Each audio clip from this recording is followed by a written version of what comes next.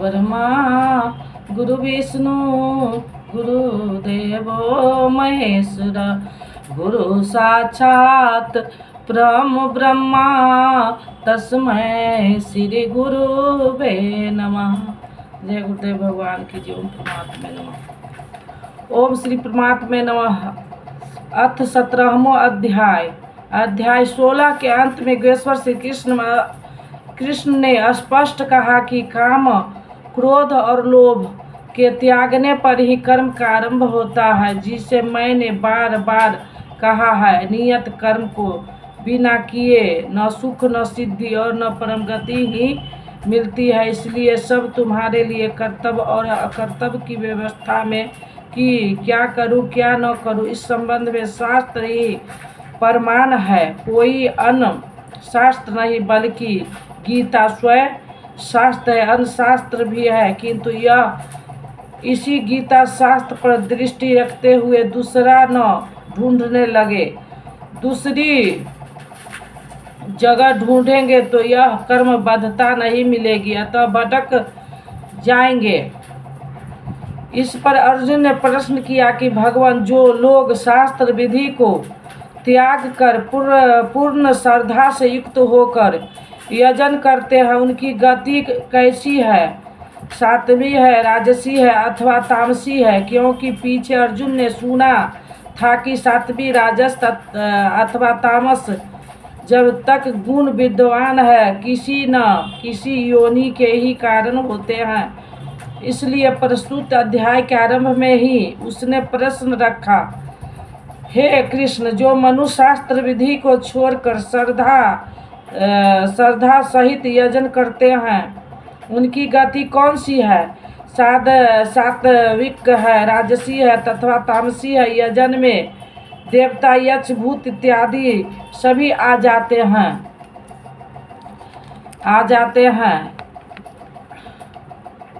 अध्याय 2 में योगेश्वर ने बताया कि अर्जुन, इस योग में निर्धारित क्रिया एक ही है। अविवेकियों की बुद्धि अनंत शाखाओं वाली होती है, इसलिए वे अनंत क्रियाओं का विस्तार कर लेते हैं। दिखावटी शोभा युक्त वाणी में उसे व्यक्त भी करते हैं। उनकी वाणी की छाप जिनके चित्त पर पड़ती है, अर्जुन, उनकी भी बुद्धि नष्ट हो जाती है, न कि कुछ पाते हैं।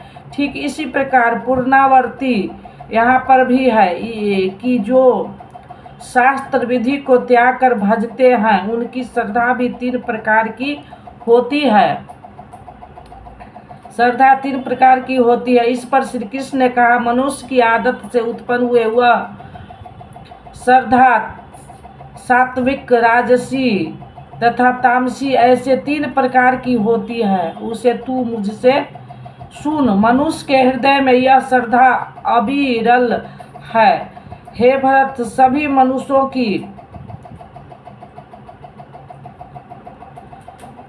श्रद्धा उनके चित्त की प्रवृत्ति के अनुरूप होती है। यह पुरुष श्रद्धामय है, इसलिए जो पुरुष जैसी श्रद्धा वाला है वह स्वयं भी वही है। प्रायः लोग पूछते हैं, मैं कौन हूँ? कोई कहता है, मैं तो आत्मा हूँ, किंतु नहीं। यह योगेश्वर श्री कृष्ण कहते हैं कि जैसा श्रद्धा, जैसी वृत्ति, वैसा पुरुष। गीता योग दर्शन है। महर्षि पतंजलि भी वही थे। उनका योग दर्शन योग है। क्या उन्होंने बताया? चित्त की प्रवृत्ति का सर्वथा रुक जाना योग है। किसी ने परिश्रम करके रोक ही लिया तो लाभ क्या है? उस समय यह दृष्टा जीवन आत्मा अपने ही शाश्वत स्वरूप में स्थिर हो जाता है। क्या स्थिति होने से पूर्व यह मलिन था? पतंजलि कहते हैं, दूसरे समय में जैसा वृत्ति का रूप वैसा ही वह दृष्टा है। यहाँ योगेश्वर श्री कृष्ण कहते हैं, यह पुरुष श्रद्धामय है। श्रद्धा से ओतप्रोत कहीं न कहीं श्रद्धा अवश्य है होगी, और जैसी श्रद्धा वाला है वह स्वयं भी वही है। जैसी वृत्ति वैसा पुरुष। अब तीनों श्रद्धाओं का विभाजन करते हैं। उनमें से सात्विक पुरुष देवताओं को पूजते हैं, राजस पुरुष यक्ष और राक्षसों को पूजते हैं तथा अन्य तामस पुरुष प्रेत और भूत को पूजते हैं। वे पूजन में अथक परिश्रम भी करते हैं। जो वे मनुष्य शास्त्र विधि से रहित घोर कल्प क्रियाएं रचकर तपते हैं, दम और अहंकार से युक्त कामनाओं आसक्ति के बल से बंधे हुए हैं। वे शरीर रूप से स्थिर भूत समुदाय को और अंतकरण में स्थिर मुझ अंतर्यामी को भी कृष करने वाले हैं, अर्थात दुर्बल करने वाले। आत्मा प्रकृति के दरारों में पड़कर विकारों से दुर्बल और यज्ञ साधनों से सबल होती है। उन अज्ञानियों अचेतों को निश्चय ही तू असुर जान, अर्थात वे सब के सब असुर है। प्रश्न पूरा हुआ। शास्त्र विधि को त्याग कर भजने वाले सात्विक पुरुष देवताओं को, राजस पुरुष यक्ष राक्षसों को और तामस पुरुष भूत प्रेत को पूजते हैं। केवल पूजते ही नहीं, घोर तपते हैं। किंतु अर्जुन शरीर रूप से भूत को और अंतर्यामी रूप से स्थिति मुझ परमात्मा को दुर्बल करने वाले हैं, मुझसे दूरी पैदा करते हैं, न कि भजते हैं। उनको तो असुर जान, अर्थात देवताओं को पूजने वाले भी असुर ही है, इससे अधिक कोई क्या कहेगा। अतः जिसके ये सभी अंश मात्र है, उन मूल एक परमात्मा का भजन करे। इसी पर योगेश्वर श्री कृष्ण ने बारंबार बल दिया है। अर्जुन, जैसे श्रद्धा 3 प्रकार की होती है, वैसे ही सबको अपनी अपनी प्रकृति के अनुसार भोजन भी 3 प्रकार का प्रिय होता है, और वैसे ही यज्ञ तप और दान भी 3 प्रकार के होते हैं। उनके भेद को तू मुझसे सुन। पहले प्रस्तुत है आहार आयु बुद्धि बल आरोग्य सुख और प्रीति को बढ़ाने वाला, रस युक्त चिकन और स्थिर रहने वाला तथा स्वभाव से ही हृदय को प्रिय लगने वाला भोजन पदार्थ सात्विक पुरुष को प्रिय होते हैं। योगेश्वर श्री कृष्ण के अनुसार स्वभाव से हृदय को प्रिय लगने वाला, बल आरोग्य बुद्धि और आयु बढ़ाने वाला भोजन पदार्थ ही सात्विक है। जो भोजन पदार्थ सात्विक है वही सात्विक मनुष्य को प्रिय होता है। इससे स्पष्ट हो जाता है कि कोई भी खाद्य वस्तु सात्विक राजसी अथवा तामसी नहीं होती। उनके प्रयोग सात्विक राजसी अथवा तामसी हुआ करता है। न दूध सात्विक है, न प्याज राजसी और न लहसुन तामसी है। यहाँ तक बल बुद्धि आरोग्य और हृदय को प्रिय लगने का प्रश्न है तो भी विश्व भर में मनुष्य को अपनी अपनी प्रकृति वातावरण और परिस्थितियों के अनुकूल विभिन्न खाद्य सामग्रियों प्रिय होती है। जैसे बंगालियों तथा मद्रासियों को चावल प्रिय होता है और पंजाबियों को रोटी एक और तो अवरवासियों को कुंभा, चीनियों को मेढक तो दूसरी ओर ध्रुव जैसे ठंडे प्रदेश में मांस बिना गुजारा नहीं है। रूस और मंगोलिया के आदिवासी खाद्य में घोड़े इस्तेमाल करते हैं। यूरोपवासी गाय तथा सुअर दोनों खाते हैं। फिर भी विद्या बुद्धि विकास तथा उन्नति में अमेरिका और यूरोपवासी प्रथम श्रेणी में गिने जा रहे हैं। गीता के अनुसार रसयुक्त चिकन और स्थिर रहने वाला भोजन पदार्थ सात्विक है। स्वभाव से हृदय को प्रिय लगने वाला भोजन पदार्थ सात्विक है। अतः कहीं किसी खाद्य पदार्थ को घटाना बढ़ाना नहीं है। परिस्थिति परिवेश तथा देश काल के अनुसार जो भोजन वस्तु स्वभाव से प्रिय लगे और जीवन शक्ति प्रदान करे वही सात्विक है। वस्तु सात्विक राजसी या तामसी नहीं होती, उसका प्रयोग सात्विक राजसी अथवा तामसी होता है।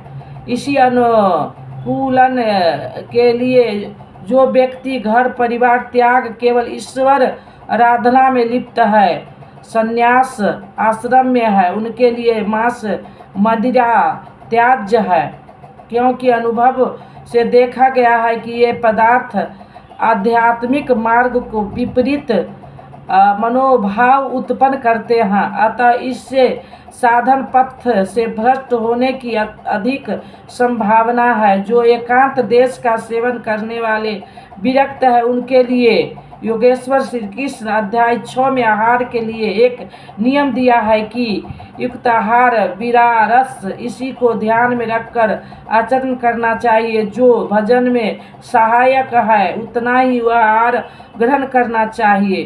कड़वे, खट्टे, अधिक नमकीन, अत्यंत गर्म, तीखे, रूखे, दाहकारक और दुख, चिंता तथा रोगों को उत्पन्न करने वाला आहार राजस पुरुष को प्रिय होते हैं।